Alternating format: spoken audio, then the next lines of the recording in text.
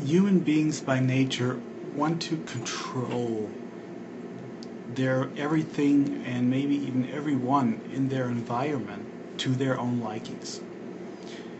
Having no control at all is absolutely terrifying for a human. Humans therefore strive for power in order to change the environment to their likings, even though control over the environment is really more of an illusion than anything else.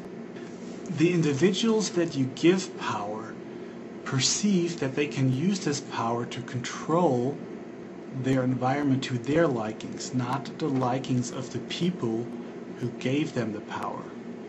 If you create a system that centralizes the power onto a few leaders, you create an imbalance between the power of the leaders and the power of the individual. That's why power corrupts, and absolute power corrupts absolute, as the saying goes. Don't think it's up to any individual to be strong and resist these forces that are hard-coded into us. They might seem that way when they're not in power, when they're just candidates and powerless, but they want power. But once they have power, they will change in that way. You really just have to look at yourself. You have your own ideas on how to change the world. Legalize weed, put webcams into prisons, etc., etc. But what if people don't want that? You would do it anyway if you had the power to do so.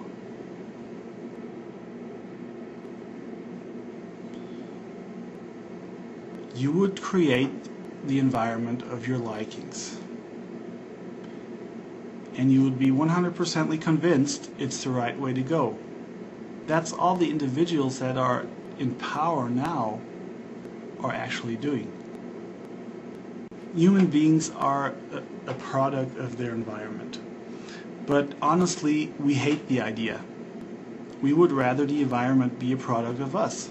If you give a human being the power to achieve that, he will use this power for exactly that. Nothing else. Without eliminating the imbalance between the power of the leaders or the government and the individual, fundamental change won't happen.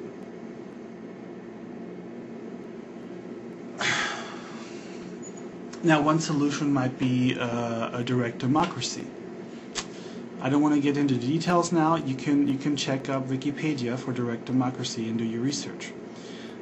Basic principle is you still have leaders, you still elect your leaders, and they are in charge for the real-time decisions, the organization of the government, a crisis that needs a real-time decision, like Katrina.